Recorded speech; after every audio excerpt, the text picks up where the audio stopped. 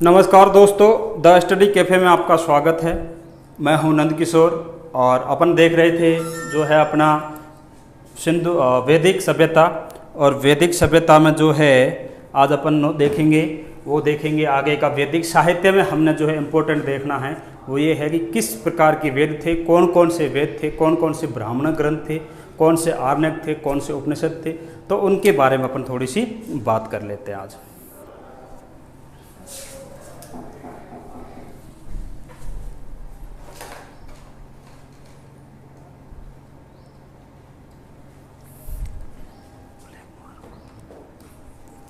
चलिए, तो टॉपिक है आपका वैदिक सभ्यता।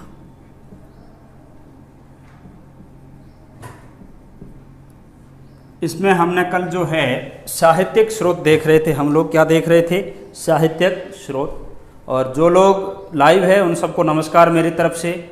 अजीत सिंह जी, हरिओम सिंह जी और ज्योति और आपके जो है विवेक कुमार, संजीव कुमार, रजत कला, गणेश राज और राकेश भाई, सबको नमस्कार। महेश कुमार, आकाश, सबको नमस्कार भाई।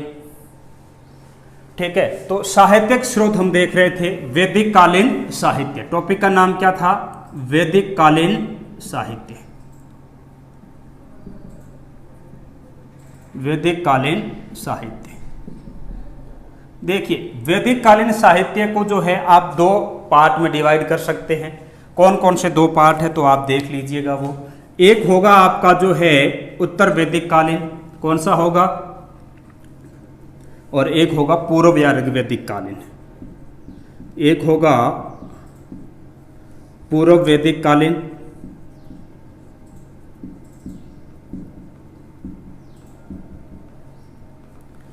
ये वो काल है जब ऋग्वेद की रचना हुई, यानी कि 1500 बीसी से लेके और 1000 बीसी तक का काल जो है वो कौन सा होगा? पूर्व वैदिक काल। और इस काल में एक ही वेद लिखा गया, उसे हम कहते हैं ऋग्वेद। क्या कहते हैं? ऋग्वेद। दूसरा साहित्य होगा वो होगा आपका जो है उत्तर वैदिक कालीन साहित्य। क्या होगा?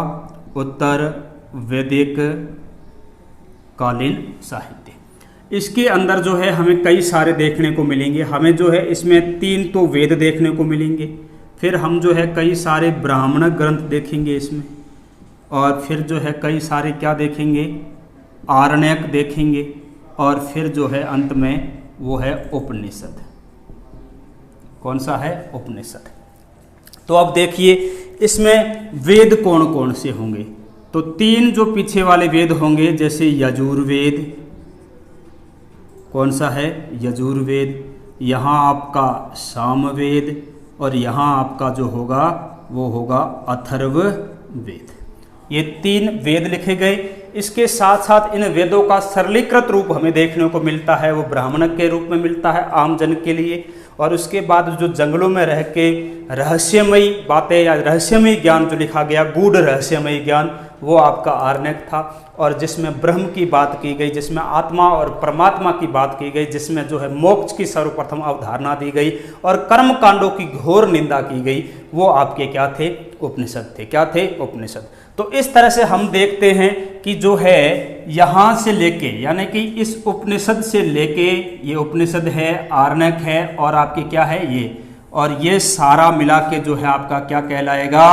वैदिक साहित्य। क्या कहलाएगा?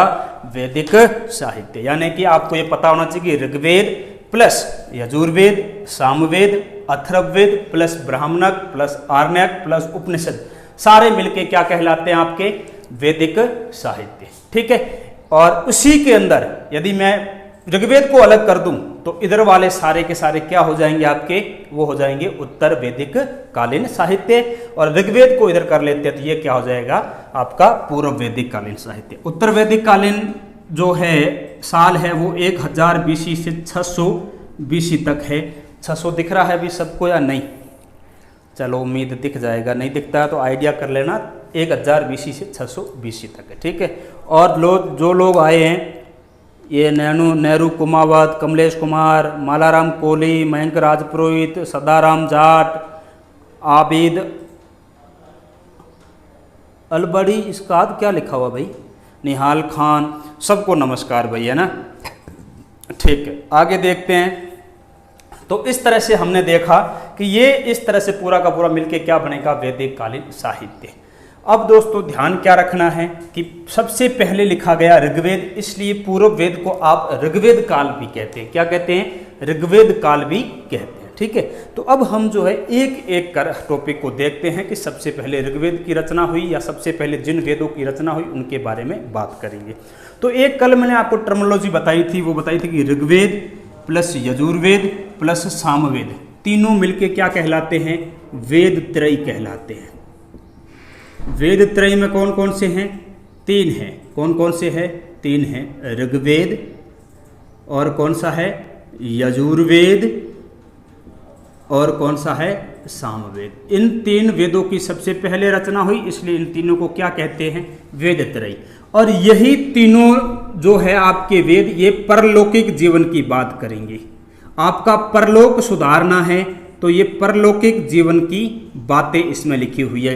यदि आपको परलोक सुधारना है, आपको स्वर्ग में जाना है, तो आपको किस प्रकार के यज्ञ करने होंगे, कौन से विधि विधान से करने होंगे, कितना दान देना होगा, कितना पुण्य करना होगा, वो सारी बातें जो है वो आपके किस में होगी?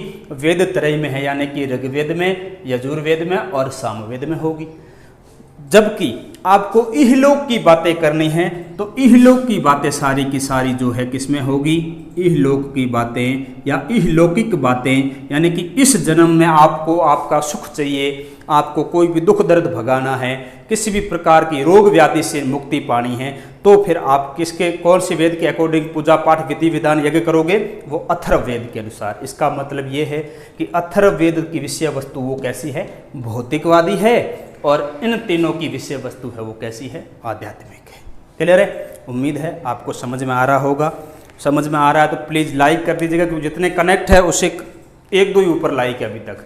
तो मुझे उम्मीद है कि जो अभी लोग जुड़े हैं वो लाइक कर दे, जल्दी से फटाक से 30-32 तक लाइक पहुंचा दो, ताकि मैं और थोड़ी देर में मैसेज डाल सकूँ आप लोगों को। तो यहाँ तक आपको समझ में आ गया होगा। अब अपन बात करेंगे सारे वेदों की। तो इसमें जो है पहला वेद है आपका कौन सा? ऋग्वेद। तो आज अपन पढ़ेंगे ऋग्वेद। कौन सा पढ़ेंगे? ऋग्वेद। जैसा कि मैंने कल भी काफी कुछ आपको बताया था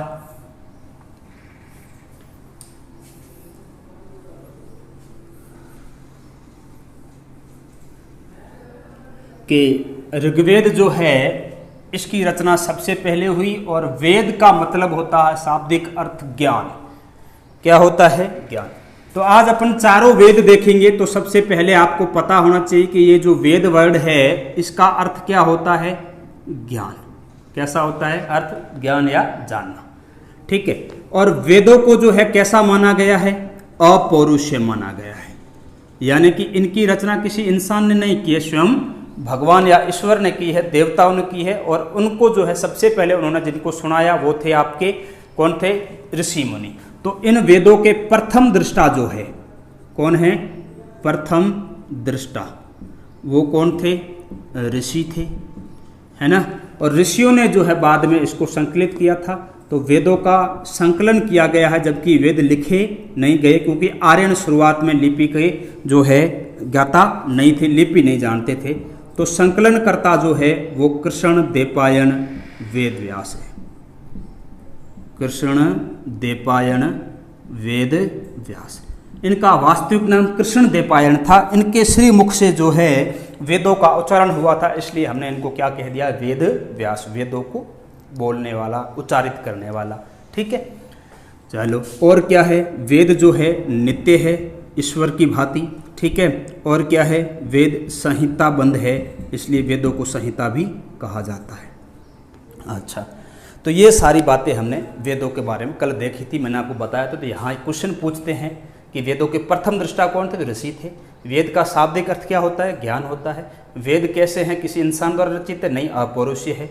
संकलनकर्ता कौन है? कृष्ण द्वैपायन वेद व्यास है। और वेद कैसे हैं? नित्य है।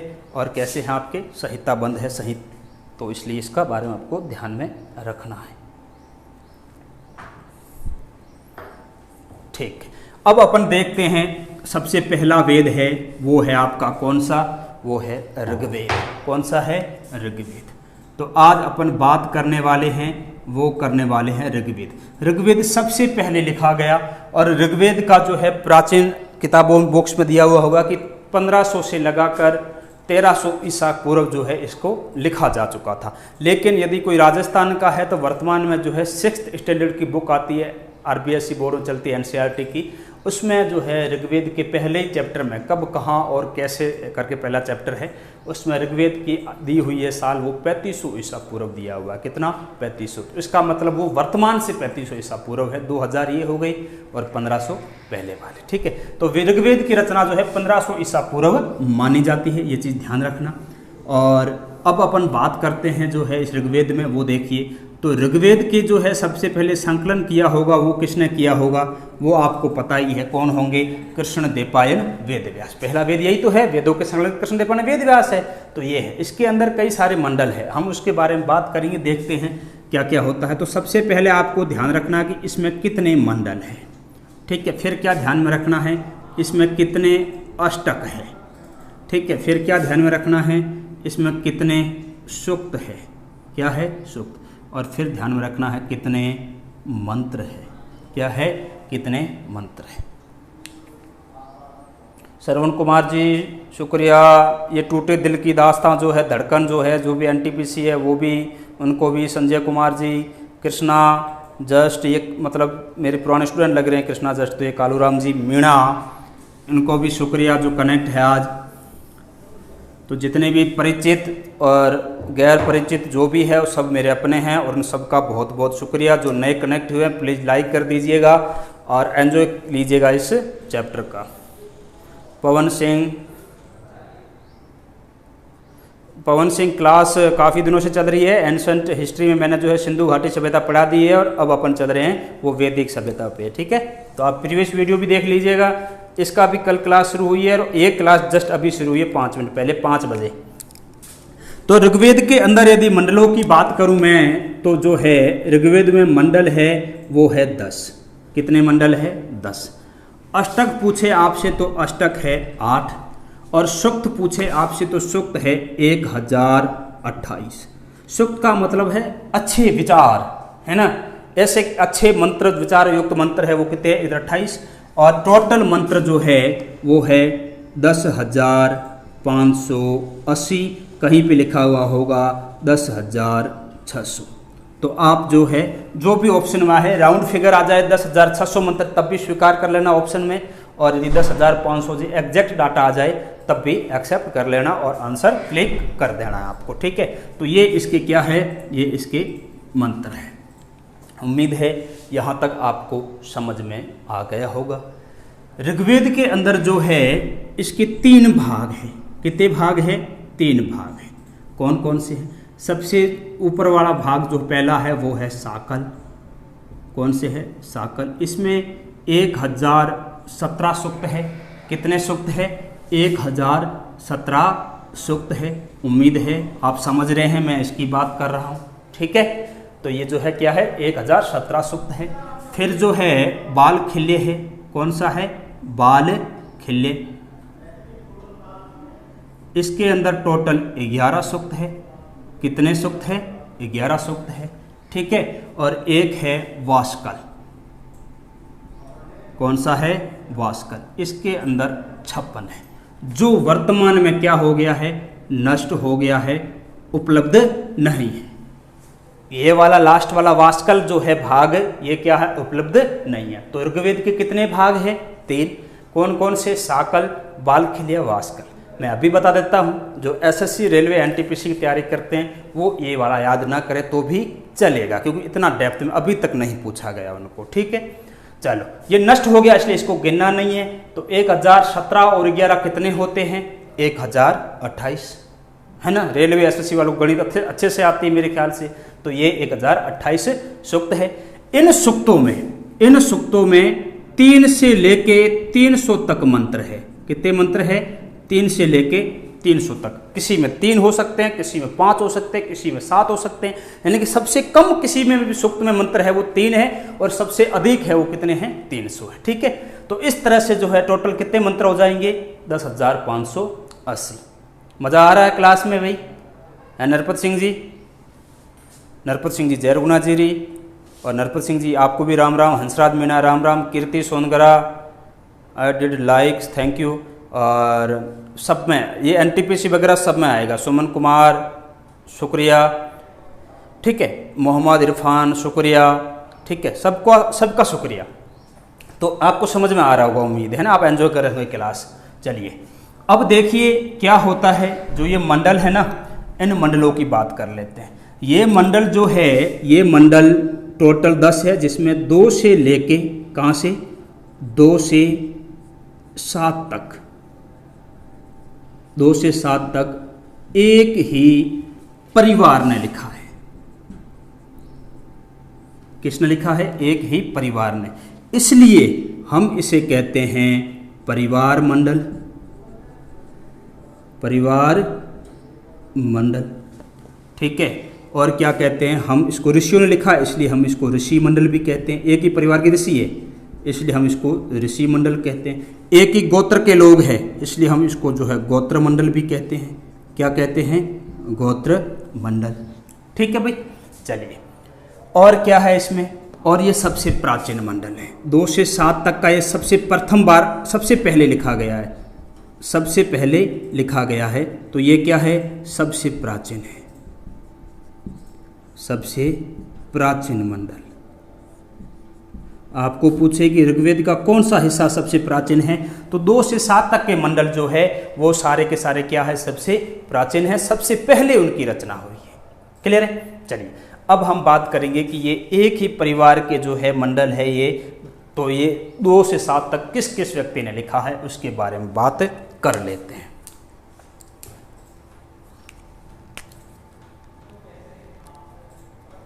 अच्छा हूँ द अक्षर, नरपत सिंह जी अच्छा हूँ द अक्षर। क्या मैं आग लगा रहा हूँ क्या क्लास में? आप ऐसे गोले बना के भेज रहे हो, ठीक है। चलिए अब हम बात कर लेते हैं मंडल की और उनके रचनाकार। किसकी बात कर लेते हैं? मंडल और रचनाकार। मंडल कौन सा है? दूसरा है। मंडल कौन सा है? तीसरा है। मंडल कौन सा? चौथा। मंडल कौन सा? 5वां। मंडल कौन सा? 6ठा। मंडल कौन सा? 7वां। तो 2 से 7 तक के मंडल है वो किसने लिखे हैं? एक ही परिवार ने, और वो क्या है? सबसे प्राचीन है। चलिए ये इसका रचनाकार है वो ग्रह समुद्र है, ठीक है। दूसरा जो है तीसरा जो है वो विश्वामित्र है। कौन सा है? विश्वामित्र है। चौथा जो है वो वामदेव है। कौन है? वामदेव। ये सारे ऋषि हैं। ये 5वां जो है अगस्त्य ऋषि है, ठीक है। और 6ठा जो है वो कौन है? भारद्वाज है, ठीक है। और 7वां जो है वो कौन है? वो आपके वशिष्ठ ऋषि है। आपने देखा होगा कईयों के इन ऋषियों के नाम से गोत्र भी होते हैं कि मैं विश्वामित्र गोत्र का हूँ, मैं भारद्वाज गोत्र का हूँ, मैं वशिष्ठ गोत्र का हूँ। यदि हिंदू वर्ण व्यवस्था से आप वाकिफ़ है तो आपको पता चलता है।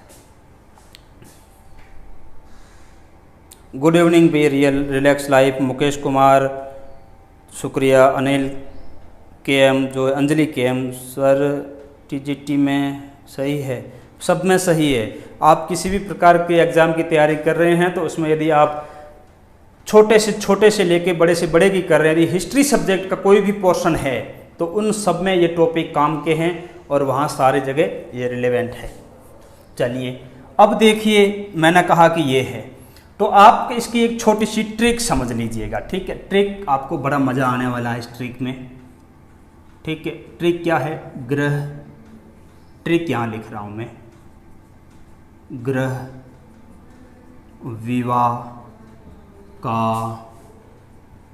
अभाव, यानी कि किसका अभाव है?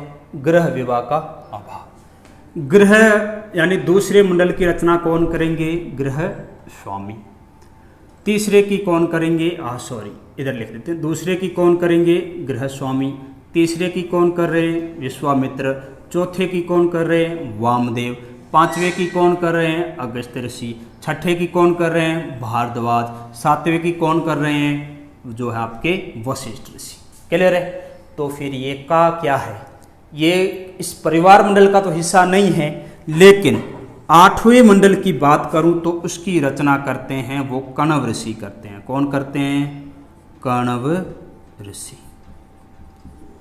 क्लियर है? तो 8वां आपसे पूछें तो 8वें के रचनाकार कौन है? कण्व ऋषि। जबकि 8वां परिवार मंडल का हिस्सा नहीं है। 8वां क्या नहीं है? परिवार मंडल का हिस्सा नहीं है।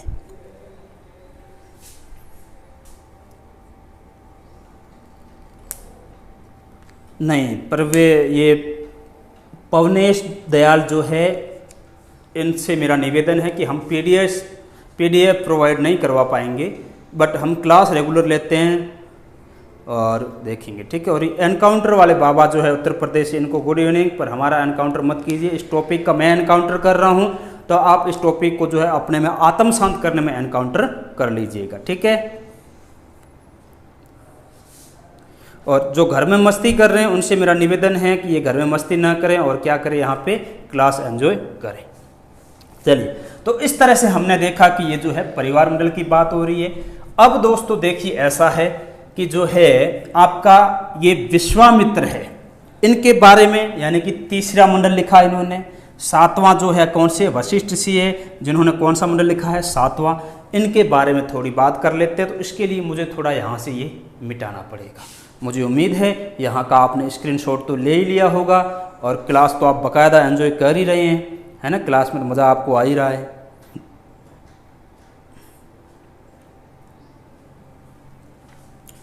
थोड़े नए लोग जुड़े हैं, ये लाइक कर लीजिएगा प्लीज़, है ना, लाइक कर लीजिएगा।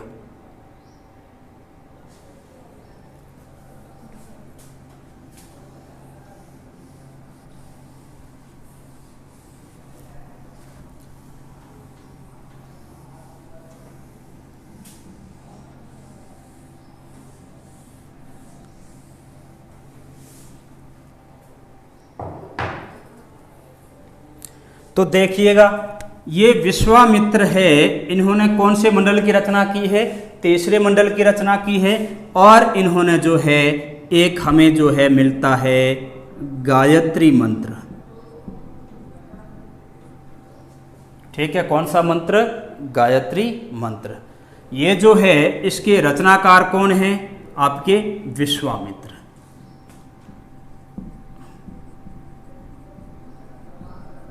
और ये किसको समर्पित है? ये सावित्री को समर्पित है। कई बार लिखा होगा सूर्य पत्नी को समर्पित है, तो एक ही बात है, आप समझ जाना। तो ये किसको समर्पित है? सावित्री को समर्पित है। कौन सा मंत्र? गायत्री मंत्र। आप कमेंट में मुझे लिख के बताना गायत्री मंत्र कौन सा होता है। ये BR सिंह, नमस्कार। मुकेश कुमार, आप बहुत अच्छे से पढ़ाते हैं, शुक्रिया शुक्रिया, तारीफों के लिए शुक्रिया। रमेश भाई, सर आपके सभी लेक्चर की प्लेलिस्ट बनवा दीजिएगा प्लीज़। बिल्कुल, आज बनवा देंगे। कल मैंने टेक्निकल टीम को बोल दिया था, बाई मिस्टेक वो भूल गए होंगे, आज बनवा देंगे, ठीक है। चलिए, तो यह है सावित्री को समर्पित है। अब बात कर लेते हैं थोड़ी सी जो है आपके किसकी? 7वें मंडल की। 7वें मंडल में हमें एक चीज मिलती है। क्या मिलती है? हमें जानकारी मिलती है 10 राज्य युद्ध की जानकारी। कौन से युद्ध की जानकारी मिलती है? 10 राज्य युद्ध की जानकारी। ये युद्ध जो है परुष्णी नदी के किनारे पे लड़ा गया था। कौन सी नदी? परुष्णी नदी के तट पर। तट पर क्या हुआ?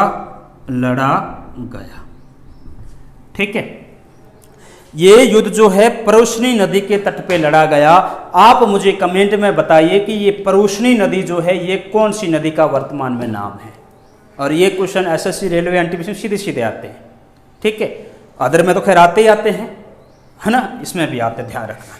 तो 10 राज्य युद्ध जो है 2 लोगों के मध्य हुआ। कौन कौन से थे? एक तो था भरत कबीला, उस समय कबीलाई संस्कृति थी। भरत कबीला वर्सेज 10 कबीले। वर्सेज क्या है? 10 कबीले। इन 10 कबीलों में जो है 5 तो आर्य कबीले थे। क्या थे? 5 आर्य, और 5 जो है अनार्य कबीले थे। 5 अनार्य कबीले थे। भरत कबीले का राजा था वो त्रिशु वंश का राजा था। कौन से वंश का? त्रिशु वंश का राजा था। त्रिशु वंश का राजा जो होता है उसका नाम था भरत, सुदास।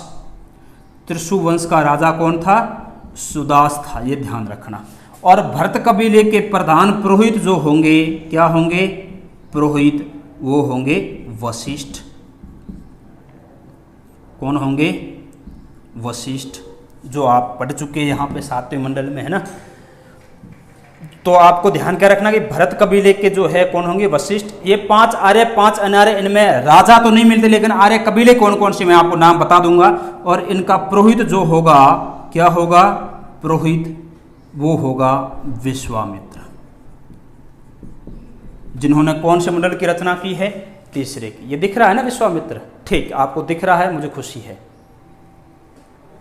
हाँ, एनकाउंटर वाले बाबा, ओम भूर्भुवः स्वः जो आप बोल रहे हैं वो ये गायत्री मंत्र है, और इसकी रचना गायत्री मंत्र की किसने की है? आपके विश्वामित्र ने की है। सबको याद हो जाएगा?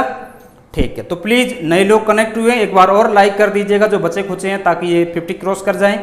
और encounter Baba Uttar Pradesh, Ravi river, very good very good. तो प्रवश्री नदी किसे कहा गया है?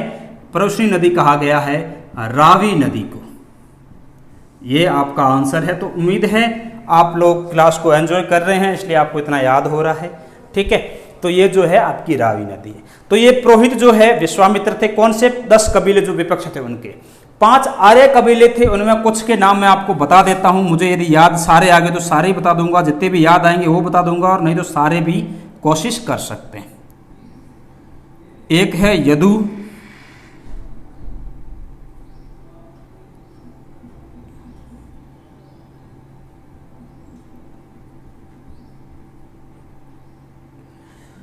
यदु, पुरु, त्रुवस, शिव।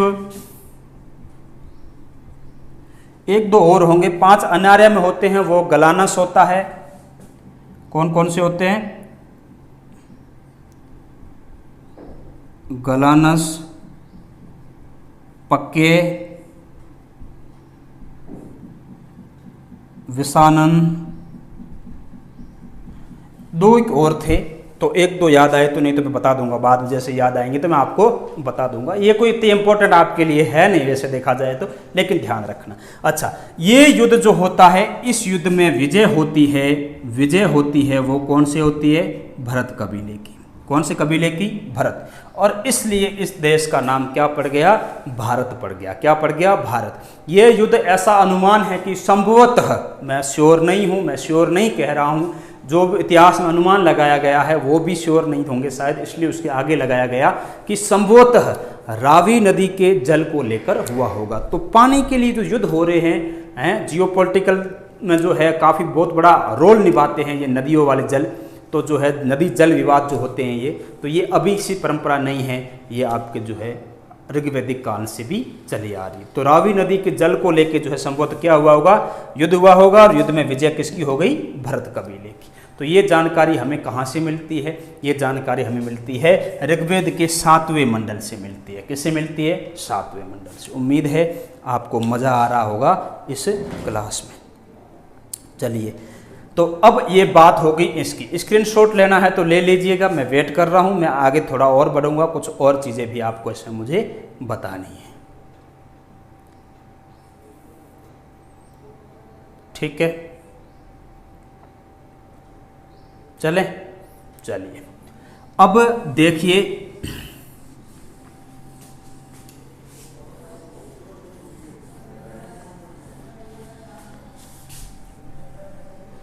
एक है चौथा मंडल। कौन सा मंडल है? चौथा। इसके जो है 57 के सूक्त में, सूक्त में टोटल 24 मंत्र है। कितने मंत्र है? 24। और वो सारे के सारे किसके लिए हैं? कृषि के लिए। किसके लिए हैं? कृषि के लिए। ध्यान रखना। तो कृषि का उल्लेख ऋग्वेद की कौन से मंडल में मिलेगा?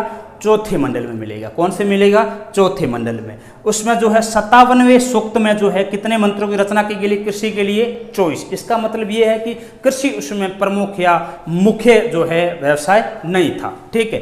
अच्छा, और धरती पे जो है आपके धरती पे जो है कृषि लाने का श्रेय दिया जाता है, कृषि लाने का श्रेय वो दिया जाता है पृथ्वेन्यू को।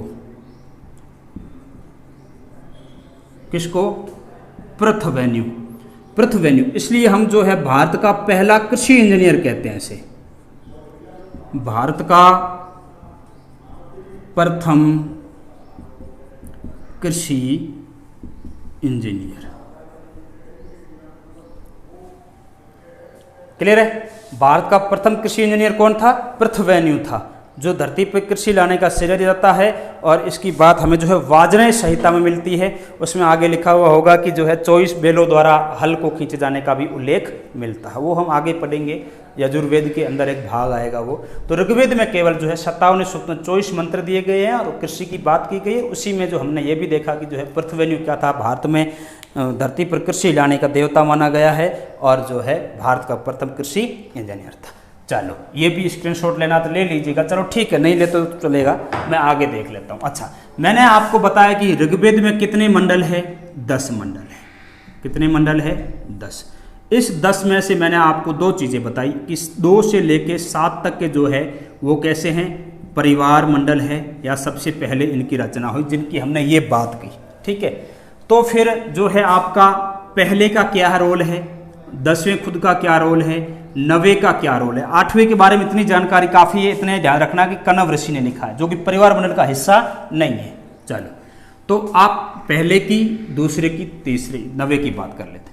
तो पहला और जो 10वां है, कौन सा है? पहला और 10वां, ये जो है कैसे हैं? ये छेपक है। कैसे हैं? छेपक, यानी कि बाद में जोड़े गए हैं, बाद में जोड़े गए हैं। ठीक है। पहला और 10वां कैसे हैं? छेपक हैं, जो बाद में जोड़े गए हैं। इसका मतलब मूल ऋग्वेद में ये नहीं थे, ये बाद में जोड़े गए हैं। 9वां मंडल जो है, 9वां मंडल है, ये सोम देवता को समर्पित है। कौन से देवता को? सोम देवता, जो सोम रस का आनंद लेते हैं। मुझे उम्मीद है लड़के लोग, आप जितने भी हैं, ये भी सोम रस का आनंद लेते होंगे। ठीक है।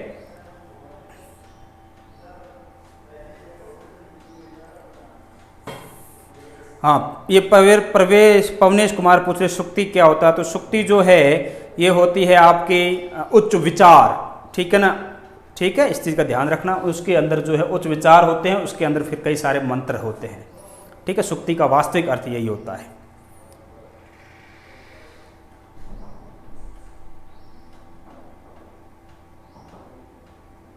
हाँ, अनकाउंटेबल बाबा, वो एक ही चीज़, कृषि कहे वनस्पति कही की बात है। ठीक है, चलिए। तो सोम देवता जो है सोम रस का आनंद लेते हैं, और जो है ये 1000 खंभों के स्वर्ण महल में रहते हैं। और इनका निवास स्थान बताया गया है, वो बताया गया है मुंजवत चोटी। कौन सी चोटी? मुंजवत। कौन से पर्वत की है? हिमालय की। वर्तमान में तो हालांकि मुंजवत अफगानिस्तान साइड पड़ती है। तो मुंजवत चोटी जो है इनका निवास स्थान बताया गया। तो आपको ये पता चलेगा कि हिमालय की जो है मुंजवत चोटी का भी हमें क्या मिलेगा? जिक्र किसमें? ऋग्वेद में। क्लियर है? तो ये आपके जो है टोटल 10 हो गए। और ये बातें जो हमने की वो सारी की सारी किसमें हैं? ऋग्वेद के बारे में बातें की। अब ऋग्वेद के अंदर जो है ये 10वां सूक्त है। कौन सा सूक्त है? 10वां।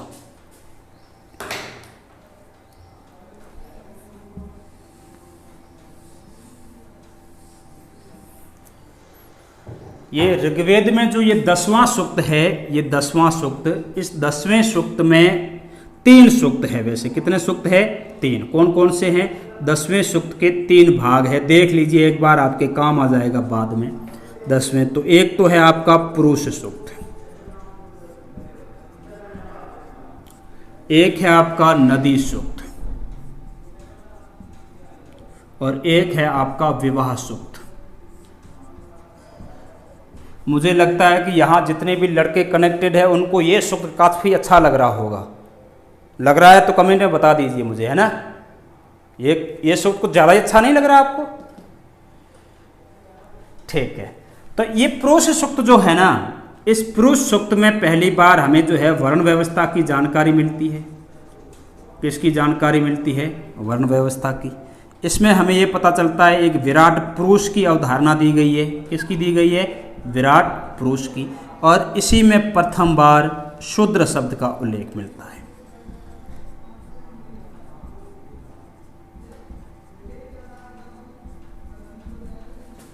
शब्द का क्या मिलेगा? उल्लेख। ठीक है, देखिए वर्ण व्यवस्था मतलब जो है 4 वर्ण, ब्राह्मण, क्षत्रिय, वैश्य और शूद्र। ठीक है, इसका जिक्र हमें किस में मिलता है? ऋग्वेद के 10वें मंडल में। ऋग्वेद के 10वें मंडल में 4 वर्णों का जिक्र हमें मिलेगा। लेकिन हमें जो है पता है कि ये छेपक है, बाद में जोड़ा गया है, इसलिए प्रारंभ में केवल ऋग्वेद में 3 वर्ण होते थे। कितने वर्ण होते थे? 3। वैश्य जो है बाद में जोड़ा गया। तो आपसे सीधा क्वेश्चन पूछते हैं कि ऋग्वेद के कौन से मंडल में हमें जो है जानकारी मिलती है? वो मिलती है आपके शूद्र शब्द की। तो पुरुष सूक्त के 10वें मंडल में पुरुष सूक्त में हमें किसकी जानकारी मिलती है? जानकारी मिलती है, वो मिलती है आपके शूद्र शब्द की। ठीक है, चलिए विराट पुरुष की अवधारणा क्या है?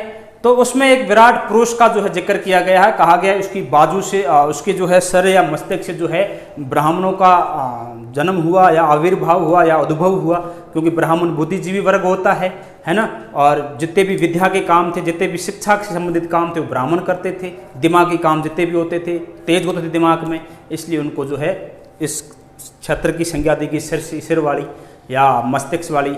ठीक है, और सिर से नीचे एक कंधा, चेस्ट, और ये बाजू वाली जो है, ये बाजू की बाजू से उत्पन्न होते हैं, वो होते हैं आपके क्षत्रिय, जिनकी रक्षा करने का कार्य है आम पब्लिक की, ब्राह्मणों की, सबकी। ठीक है, गायों की, स्त्रियों की, ये सारी इस तरह की बातें होती है। ठीक है, तो यानी बलिष्ठ होंगे, भुजा, है ना, तो इसलिए क्षत्रिय हो गए। और उन ऊपर वाली दोनों ही कौमें हैं, जो आपके ब्राह्मण हैं और क्षत्रिय है, इनकी उदर पूर्ति के लिए, इनकी सेवा के लिए 2 व्यवस्थाएं हुई। उदर पूर्ति यानी पेट वाला भाग, यहाँ से वैश्य हुए, इनको व्यापार, वाणिज्य और कृषि करने का अधिकार दिया गया। और इन तीनों वर्णों की फिर सेवा करने के लिए जो पैरों से उत्पत्ति होती है वो शूद्र की होती है। जो शूद्र जो है क्या करेगा? इन 4 वर्णों की सेवा करेगा। तो आपने देखा होगा कि प्राचीन समय में से जो है बेगार प्रथा वगैरह इसी का एक प्रकार का स्वरूप था कि छोटी जातियों से क्या ली जाती थी? बेगार। और इस तरह से वर्ण व्यवस्था होती है। पहले वर्ण व्यवस्था जो होती है वो कर्म आधारित होती है, बाद में जो है वो क्या ले लेगी? जातिगत आधारित स्वरूप आ जाएगा। कर्म आधारित न होके और जो है जन्म आधारित हो जाएगी। तो वो हम देखेंगे जब इनकी ऋग्वेद कालीन समाज, राजनीति, अर्थव्यवस्था, जब उसकी बात करेंगे, धर्म, तो उसके बारे में देखेंगे। उस समय हम देख लेंगे किस प्रकार का इनका समाज होता था। ठीक है, और नदी सूक्त में मैं आपको वैसे भी उस समय भी बताऊंगा कि कितनी नदियों का कितनी बार उल्लेख है, लेकिन मोटे मोटे तौर पे देख लो, टोटल ऋग्वेद में नदियों का उल्लेख मिलता है 31। कितना मिलता है? 31 ऋग्वेद में। ठीक है, और उसमें भी जो है आपके जो है नदी सूक्त में केवल 21 नदियों का उल्लेख है। नदी सूक्त अकेले में कितने का है? 21 का उल्लेख है। तो वो हम बात कर लेंगे बाद में। और विवाह सूक्त में वही आपको पता ही है, जो होना आप समझ रहे हैं वो। ठीक है,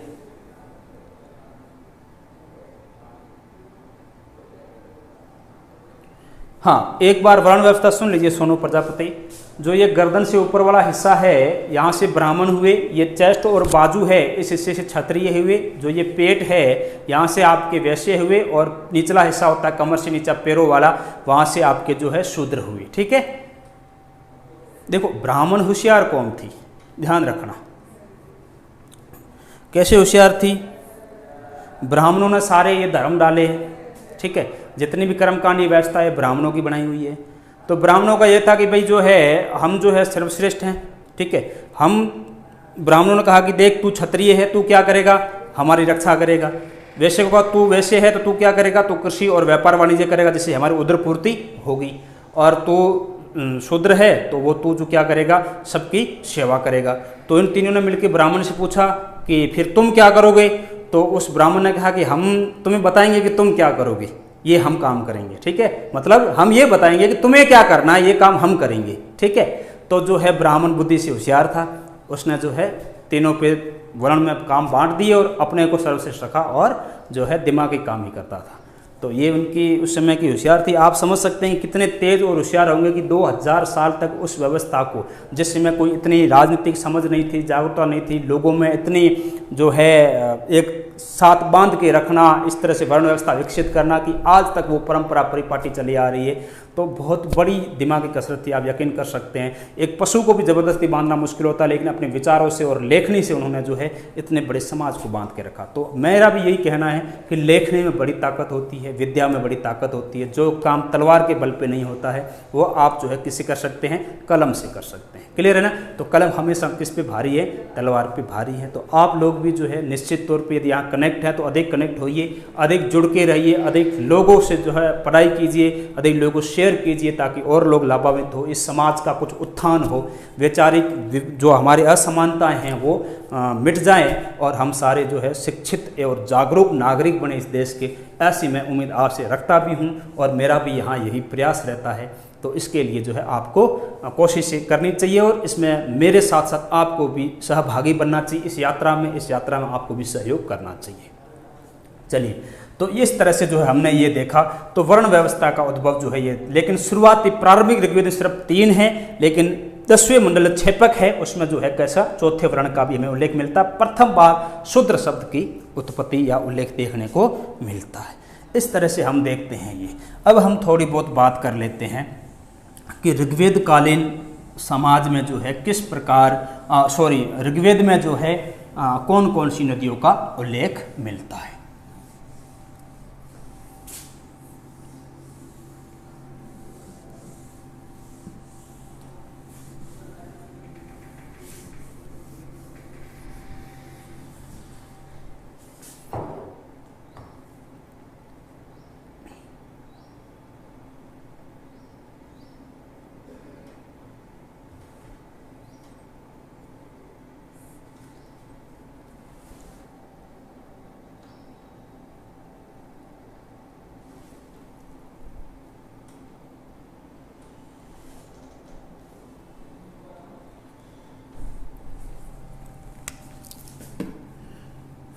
मैं एक थोड़ा चार्ट बना लेता हूं।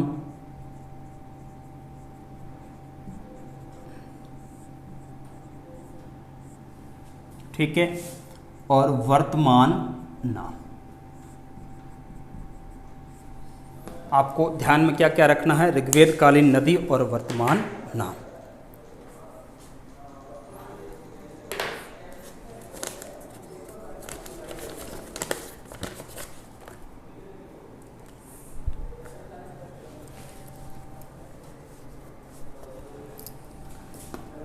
पहली नदी, मैं यहाँ पहली नदी अफगानिस्तान में बताऊंगा आपको। कुंभा, कुर्मु, स्वास्तु, गोमती। ठीक है, कुंभा, कुर्मु, स्वास्तु, गोमती। ठीक है, ये ऋग्वेद कालीन नदियां हैं। और वर्तमान नाम क्या है इनके? कुंभा का वर्तमान नाम है काबुल। कौन सा है? काबुल। कुर्मु का जो है कुर्रम। ठीक है, स्वास्तु का स्वात, और जो है गोमती का गोमल। क्या है? गोमल। और ये सारी की सारी वर्तमान में कहाँ चलती है? अफगानिस्तान। कहाँ है? अफगानिस्तान। क्लियर है? काबुल, कुर्रम, स्वात, गोमल वर्तमान नाम है और कहाँ है? अफगानिस्तान में। उस समय जो है था इनका नाम कुंभा, कुर्रम, कुर्मु, स्वास्तु और गोमती। गोमती नदी सरस्वती के बाद सर्वाधिक पवित्र नदी थी, इस चीज़ का ध्यान रखना। चलिए, ये स्क्रीनशॉट ले लीजिएगा, यहाँ से बहुत क्वेश्चन आते हैं कि ऋग्वेद कालीन निम्न में से कौन सी नदी अफगानिस्तान में स्थित है ना? तो यहाँ से बहुत क्वेश्चन आते हैं। तो प्लीज़ नए लोग जो भी कनेक्ट हुए हैं थोड़ा सा लाइक कर दीजिएगा, है ना?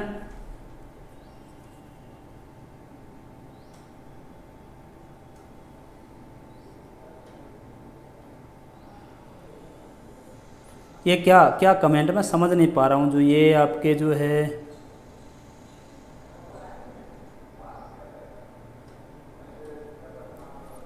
ये जो कुछ शुक्ला सर नमस्कार, ये आपके जो है सोनू प्रजापति, पता नहीं ये क्या क्या कह रहे हैं। मुझे समझ नहीं आया कमेंट उनका। और अंगद कुमार हेलो। चलिए ये स्क्रीनशॉट ले लीजिएगा। अब अपन बात करते हैं जो भारत या पाकिस्तान में वर्तमान में जो नदियाँ चलती है उनके बारे में। ठीक है, एक तो है सिंध, एक है सरस्वती। ठीक है, और क्या है, सिंध सरस्वती, और क्या है, और जो है आपकी सॉरी ऋग्वेद कालीन, हाँ ऋग्वेद कालीन नाम यही है, सरस्वती है इसका। अश्किनी, विपाशा, सतोद्री और जो है आपकी परुष्णी और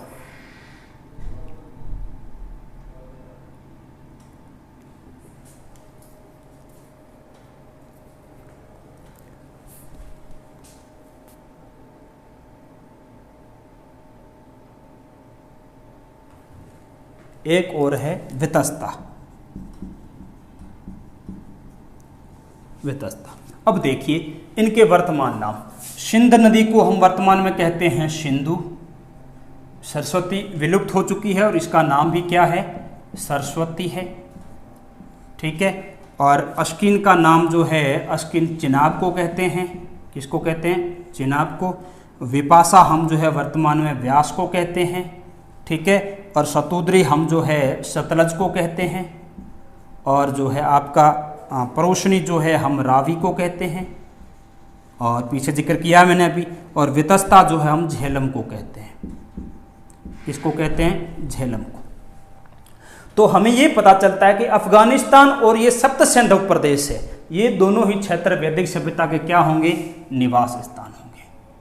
कौन कौन से, अफगानिस्तान और सप्त सिंधु क्षेत्र, यानी 7 नदियों वाला क्षेत्र, ये क्या होगा, इनका वर्तमान में भारत में क्या होगा, निवास होगा। ठीक है, क्यों, हमें ये पता चलता है कि ऋग्वेद के अंदर जो है गंगा का उल्लेख, किसका उल्लेख, गंगा का, सिर्फ एक बार मिलता है। इसका मतलब गंगा से पश्चिमी यूपी और दिल्ली के आसपास तक ही सीमित थे, इसके फिर पश्चिम में ही थे, आगे पूर्व में नहीं थे। ठीक है, और यमुना का उल्लेख हमें मिलता है, वो मिलता है 3 बार। यमुना का उल्लेख कितनी बार मिलता है, 3 बार। किसमें, ऋग्वेद में। तो ऋग्वेद काल तक तो आर्य जो है वो गंगा के पश्चिम में, और जो है दिल्ली वाला क्षेत्र, पश्चिमी उत्तर प्रदेश और जो है पूरा पश्चिमी सप्त सिंधु प्रदेश, फिर पश्चिम में अफगानिस्तान तक विस्तारित थे। लेकिन हम उत्तर वैदिक काल में जैसे जाएंगे तब हम देखेंगे कि ये गंगा को भी पार कर देंगे, ये जो है यमुना को भी पार कर देंगे, और ये पहुंच जाएंगे कहाँ पे, आपके जो है सदानीरा नदी तक। कहाँ पहुंच जाएंगे, सदानीरा नदी तक। सदानीरा नदी किसको कहते हैं, गंडक को कहते हैं। वो हम इनका विस्तार आगे देखेंगे। तो ये आपको ध्यान में रखना है, किसके बारे में, इन नदियों के बारे में। और यहाँ से सीधा सीधा क्वेश्चन पूछते हैं, क्या करते हैं, सीधा सीधा क्वेश्चन पूछते हैं। तो फटाक से इसको स्क्रीनशॉट आप ले लीजिएगा। फिर अपन चलते हैं आगे अगला वेद में। अगला वेद कौन सा है, अगला वेद है आपका, वो है आपका यजुर्वेद। कौन सा है, यजुर्वेद।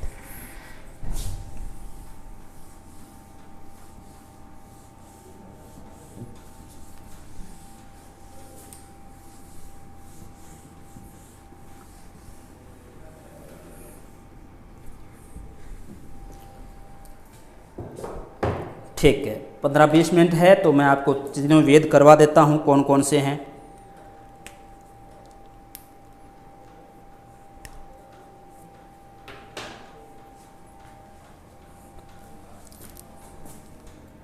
अब अपन देखते हैं यजुर्वेद।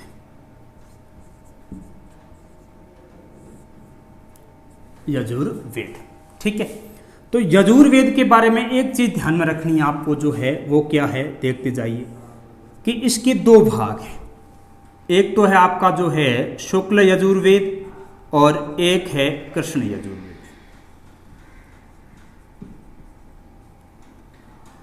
और कौन सा है, कृष्ण यजुर्वेद। शुक्ल यजुर्वेद और कृष्ण यजुर्वेद जो है आपको ध्यान में रखना है। हाँ भाई, अमन सागर नमस्कार, विजय कुमार नमस्कार, मनोज कुंडारा गुड इवनिंग, ठीक है। सोनू प्रजापति सर शेयर कर दिया, पता शेयर कर दिया, अच्छा शेयर कर दिया आप ये कहना चाह रहे हैं, अच्छा ठीक है। चलो, इस जो है शुक्ल यजुर्वेद है, इसको आप वाजसनेयी संहिता भी कहते हैं।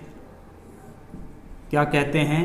वाजसनेयी संहिता। इसी में बताया गया है 24 बेलों द्वारा खींचा जाने वाले हल का उल्लेख, और इसके अंदर टोटल जो है 40 अध्याय है। यजुर्वेद में कितने अध्याय है? 40। और क्या है? और जो है 1990 क्या है? मंत्र है। क्या है? मंत्र है। इसकी विषय वस्तु आपसे पूछे, विषय वस्तु, तो ऋग्वेद के अंदर जो है ऋग का मतलब होता है छंद, ठीक है, छंद है। पद भाषा में छंदबद्ध रचनाएं जो है ऋग्वेद के अंदर, ठीक है। उन रचनाओं से किस प्रकार गाना है, उनको किस प्रकार जो है यज्ञ करना है, आपको किस प्रकार कर्म कांड करने हैं, तो कर्म कांड और जो है बलि वगैरह की व्यवस्था जो है वो किस में बताई गई है? कर्म कांड एवं बलि व्यवस्था का उल्लेख है इसमें। और ये जो है 2 हिस्सों में है। जैसे ये वाला पोर्शन है, ये आपका जो है पद्य है। कैसा है? पद्य भाग है, यानी कुछ इसमें आपको छंद भी मिलेंगे, दोहे भी मिलेंगे। और कृष्ण यजुर्वेद है वो आपका जो है कैसा है? गद्य भाग है। कैसा है? गद्य भाग है इसका, ठीक है। इस कृष्ण शुक्ल यजुर्वेद जो है, शुक्ल यजुर्वेद के जो है आपको 2 आपके भाग मिलेंगे। कितने भाग मिलेंगे? 2। पद्य भाग जो है 2 है इसके भाग देख लो कौन कौन से हैं। एक तो इसका भाग है कान्व, और एक है आपका जो है माध्य दिन। ये दोनों भाग जो है किसके हैं? आपके शुक्ल यजुर्वेद के। और आपके जो है आपको पूछे कि जो है कृष्ण यजुर्वेद के कितने भाग है, तो कृष्ण यजुर्वेद के टोटल जो है 4 भाग है, ठीक है। आपके जो है कंठ है, कपिष्ठक है, हाँ बिल्कुल कपिष्ठक है, और मैत्रायन है, और तैत्तिरीय है। कौन से हैं? तैत्तिरीय। 4 भाग है किसके? कृष्ण यजुर्वेद के। तो इस तरह से जो है आपको जो है ध्यान रखना है किसके बारे में? यजुर्वेद के बारे में। क्या क्या ध्यान में रखना है कि इसके 2 भाग है यजुर्वेद के, मुख्य रूप से शुक्ल यजुर्वेद और वाजसनेयी संहिता। ये पद्य भाग है। कैसा भाग है? पद्य रचना की गई है। और इसके जो भाग है वो कानव और माध्य दिन है। फिर इसका दूसरा भाग कृष्ण यजुर्वेद है। इसके वापस जो है ये कैसा है? गद्य भाग है। इसके 4 हिस्से हैं, कंठ, कापिष्ठक और मैत्रायन नाम के 4 भाग है। कितने भाग है? इसके 4 भाग है, ठीक है। कितने भाग है? 4 भाग है। तो ये आप इस तरह से समझ जाना, कंठ, कपिष्ठक, मैत्रायन और तैत्तिरीय। क्लियर है?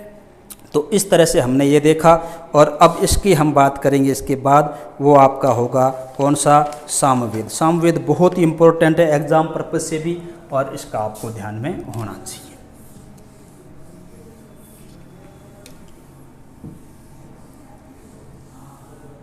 प्लीज़ जो नए लोग कनेक्ट हैं वो लोग प्लीज़ इसको लाइक कर दें अच्छे से, और अधिक से अधिक लोगों के साथ शेयर करें, और कमेंट भी कीजिएगा, ऑफलाइन भी कमेंट कीजिएगा। गुड इवनिंग भाई राजकुमार, हर्षित, सालवी, आपकी आज फर्स्ट क्लास है, इसलिए मैं आपका तहे दिल से शुक्रिया अदा करता हूँ, आप मेरे साथ कनेक्ट है इसके लिए। और ये जो है शकील खान, नमस्कार, ठीक है। प्रमोद कुमावत, सबको। मेरी क्लास शकील भाई 5 बजे होती है। प्लीज़ नए लोग कनेक्ट है वो लाइक कर दीजिएगा, है ना।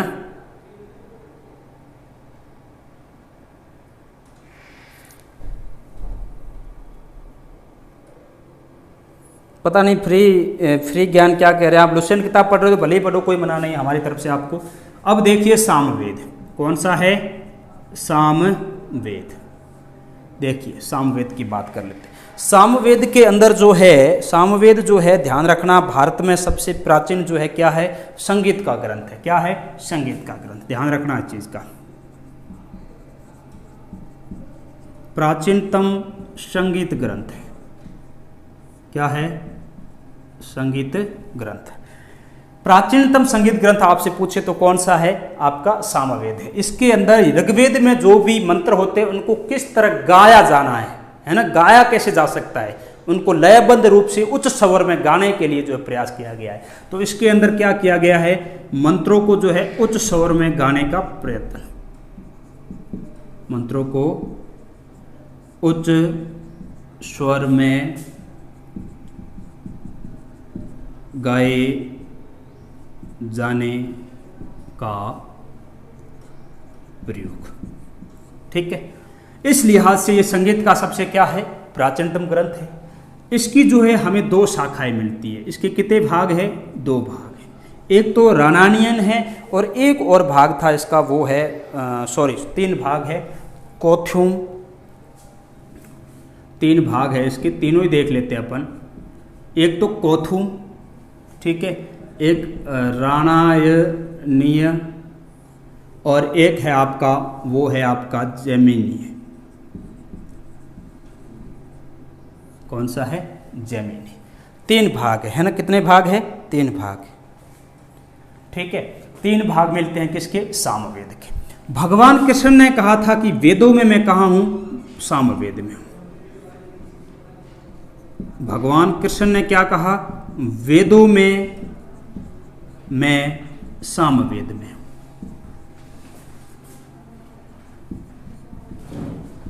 भगवान कृष्ण ने क्या कहा था? वेदों में मैं सामवेद में हूं। और हमें इसके बारे में क्या ध्यान में रखना है? और जो है आपको ध्यान में रखना है कि इसके अंदर टोटल जो है, टोटल आपको मंत्र पूछे तो 1549 है। कितने हैं? 1549। इसमें से जो है आपके 75 मंत्र जो है, 75 मंत्र जो है वो कैसे हैं? वो बिल्कुल जो है आपके कैसे होंगे? मूल मंत्र है, जो कहीं से भी नहीं उठाए गए हैं। कैसे हैं 75 मंत्र? ये मूल मंत्र है। और 1474 मंत्र जो है ऋग्वेद से उठाए गए हैं, लिए गए हैं। तो पूर्णतः ऋग्वेद पर आधारित वेद कौन सा है? तो आपको पूछे तो ध्यान रखना सामवेद है। कौन सा है? सामवेद। आंशिक रूप से ऋग्वेद पे आधारित वेद होगा, वो होगा अथर्ववेद। कौन सा होगा? अथर्ववेद। तो हम आगे अथर्ववेद की बात करेंगे, कोई दिक्कत नहीं है, तो ध्यान रखना। अच्छा, इस वेद के रचनाकार कौन थे? तो इस वेद के रचनाकार जो है वो जैमिनी थे।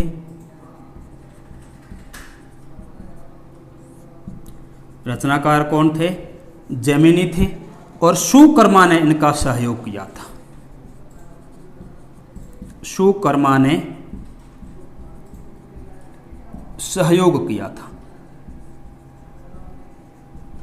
तो उम्मीद है आपको सामवेद समझ में आ गया होगा। 3 भाग है, कोथुम, राणानियन, जैमिनियन। प्राचीनतम संगीत का ग्रंथ है। मंत्रों को उच्च स्वर में गाए जाने का प्रयोग किया गया है।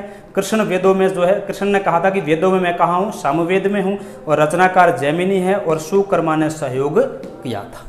क्लियर है? और जो है क्या है? मंत्र 1549 है, जिसमें से 75 मूल मंत्र है, 1474 मंत्र ऐसे हैं जो ऋग्वेद से लिए गए। इसलिए ये ऐसे भी क्वेश्चन बन जाता है कि पूर्णतः ऋग्वेद पे आधारित कौन सा है, तो आपको ध्यान में रखना है।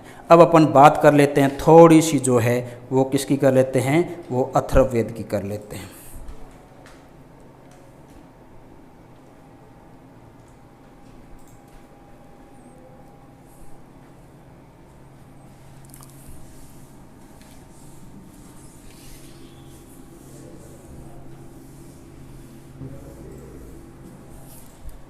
प्लीज़ जो नए लोग हैं कनेक्ट, प्लीज़ मेरी गुजारिश है वो लोग जो है क्या करें, वो लोग ज़रूर कमेंट करें और जो है आपके जो है वो क्या करें। ये देसी इंजीनियर गुड इवनिंग, प्रमोद भी मैं आपको गुड इवनिंग कर चुका हूँ, हुकम सिंह गुड इवनिंग, और सबको गुड इवनिंग मेरी तरफ से। कीर्ति सोनग्रा सर क्लास कब तक है? जस्ट 5-7 मिनट और क्लास है, लेक्चर ख़त्म होने वाला है।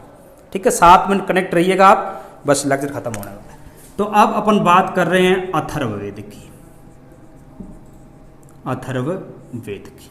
ठीक है, अथर्ववेद के 2 भाग हैं, एक तो है शौनक और दूसरा है पेपलाद। कितने भाग है? 2। शौनक और पेपलाद 2 क्या है इसके भाग है। इसके अंदर जो है 26 अध्याय है। कितने अध्याय हैं? 26। और टोटल जो है आपके 731 सूक्त है। कितने सूक्त है? 731 जो है सूक्त है।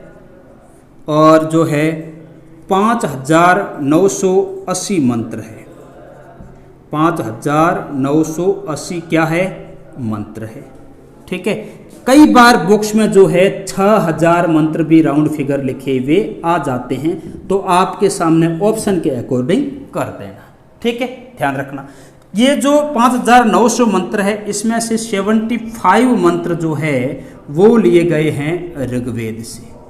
किससे? ऋग्वेद से। तो आपसे पूछे कि जो है कुछ हद तक या आंशिक रूप से ऋग्वेद पे आधारित कौन सा है, तो आपका अथर्ववेद है। ध्यान रखना। अथर्ववेद के बारे में और क्या ध्यान रखना है आपको ध्यान में रखना है कि अथर्ववेद के आपको पूछे रचनाकार। क्या पूछे? रचनाकार। 2 आदमी हैं, एक है अथर्वा ऋषि और एक है आंगिरस ऋषि। कौन है? आंगिरस। इसलिए हम इसको जो है क्या कहते हैं? अथर्वा आंगिरस भी कहते हैं।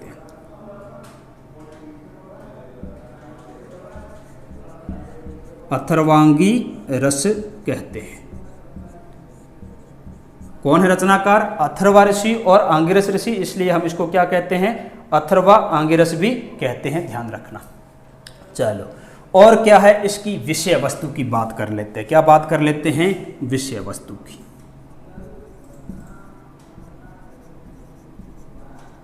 मैंने लेक्चर की शुरुआत में बताया था, इसकी विषय वस्तु जो है वो कैसी है? भौतिकवादी है। कैसी है? भौतिकवादी। जैसे जादू,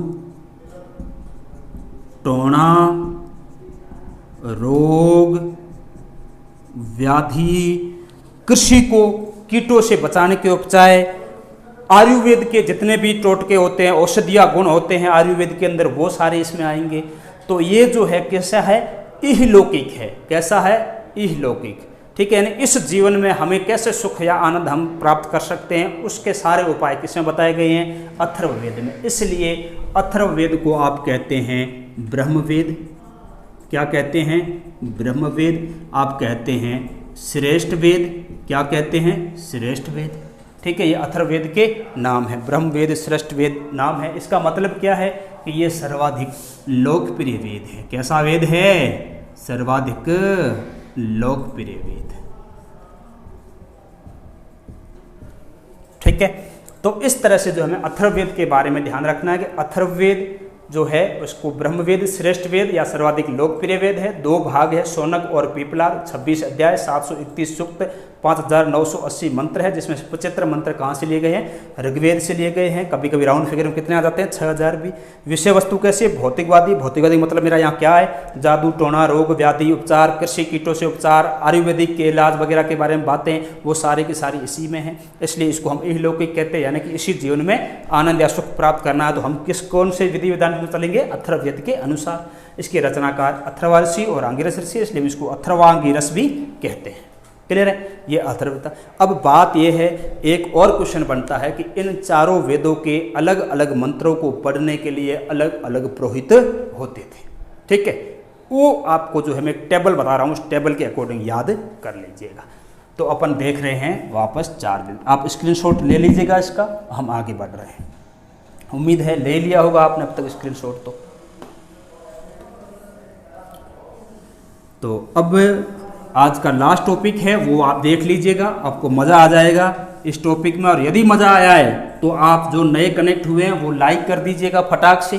ठीक है, और लाइक कर दीजिएगा और कमेंट में बताइएगा, और ऑफलाइन कमेंट में ज़रूर बताना कि लेक्चर कैसे जा रहे हैं, आपको कैसे लग रहे हैं। प्लीज़ इतना टाइम निकाल के आप ज़रूर करेंगे, मुझे उम्मीद है। और अभी फ़िलहाल आप क्या कर देंगे? लाइक कर देंगे सारे के सारे। ठीक है, और देखिए अब अपन देखते हैं वेद। मैं बता रहा हूँ कि उनके पुरोहित, और क्या बता रहा हूँ आपको? पुरोहित। कि ये कौन से वेद को के मंत्र कौन सा पुरोहित पढ़ता था या उच्चारित करता था। तो सबसे पहला वेद मैंने आपको कौन सा बताया? ऋग्वेद। दूसरा कौन सा बताया? यजुर्वेद। तीसरा कौन सा बताया? सामवेद। और चौथा कौन सा बताया? अथर्ववेद। ठीक है। ऋग्वेद को पढ़ने वाला पुरोहित जो है वो होर्ता, ठीक है, कई बार जो है होर्त लिखा हुआ होगा, तो ये ध्यान रखना, ठीक है, कहा जाता था। यजुर्वेद का जो है वो पुरोहित कहलाता था अर्धव्यू, अधर्व्यू, ठीक है। और सामवेद का जो होता है वो उद्गाता यानी मंत्र गाने वाला, ठीक है। और अथर्ववेद का होता है उसको कहा जाता है ब्रह्मा, कई जगह ब्राह्मण भी लिखा होगा, तो आप समझ जाना। तो जो है आपको पता होना चाहिए कि चारों वेदों के अलग अलग पुरोहित होते हैं। ऋग्वेद की ऋचाओं को पढ़ने के लिए, ऋग्वेद के मंत्रों को पढ़ने के लिए जो पुरोहित होगा वो होर्ता या होत होगा, यजुर्वेद का अधर्व्यू होगा, और सामवेद का उद्गाता होगा, और अथर्ववेद का कौन होगा, ब्रह्मा या ब्राह्मण होगा। क्लियर है? तो इस तरह से ये होता है।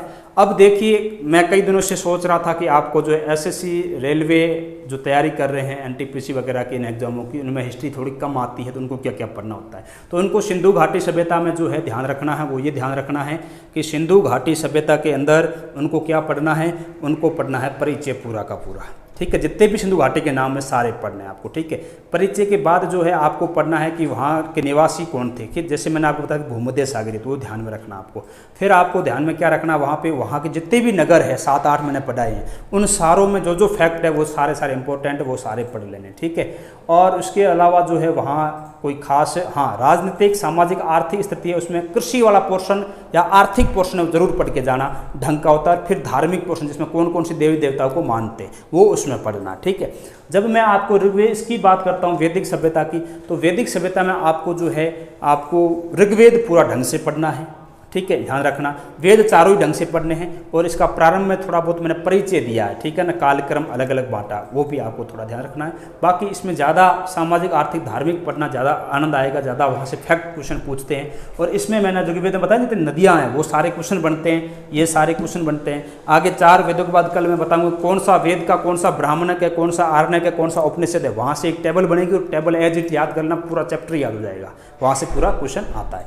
तो आज के लिए इतना ही, और प्लीज़ आप लाइक कर दीजिएगा, और जल्दी जो नए लोग अभी कनेक्ट हैं वो, और आप सबको मेरी तरफ से ढेर सारी आने वाले एग्जामों के लिए भी शुभकामनाएं हैं, और कल बेहतर फ्यूचर के लिए भी कल शुभकामनाएं हैं। और उम्मीद करता हूं कल आप फिर मेरे साथ कनेक्ट होंगे 5 बजे।